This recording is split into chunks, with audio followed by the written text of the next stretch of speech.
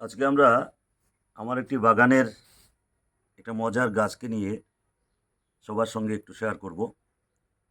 তা আমরা জানি, অনেকে হয়তো চিনিও গাছটাকে, যেটাকে আমরা লজ্জাপতি গাছ বলি, অর্থাৎ মেমোসা পুডিকা।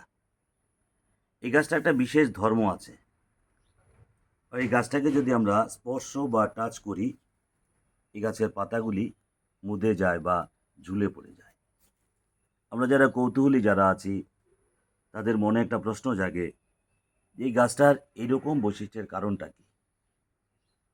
আসলে এই গাছের পাতাগুলির নিচের দিকে একটা স্ফীত অংশ থাকে, যে স্ফীত অংশটাকে আমরা বলি প্যালভিনাস।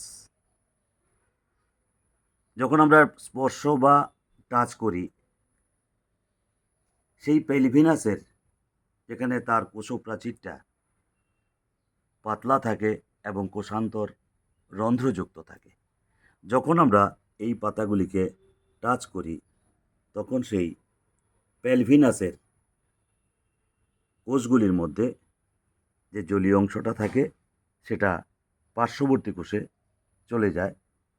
ফলে তার মধ্যে একটা রসস্ফীতি চাপ হ্রাস পায় এবং তখন সঙ্গে সঙ্গে পাতাগুলি ঝুলে যায় বা মুদে যায় বলি। এটা আসলে উদ্ভিদের এক ধরনের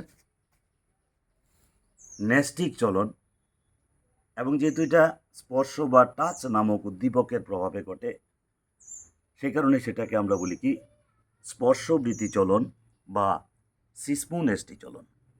অর্থাৎ আমরা একটা জিনিস পরিষ্কার বুঝলাম, যে লজ্জাপতি গাছের পাতাকে স্পর্শ করলে মুদে যায়, এটা আসলে উদ্ভিদের এক ধরনের নেস্টিক চলন, যেটাকে বলা হয় সিসমোনেস্টিক চলন। আশা করি সবাই ভালো লেগেছে।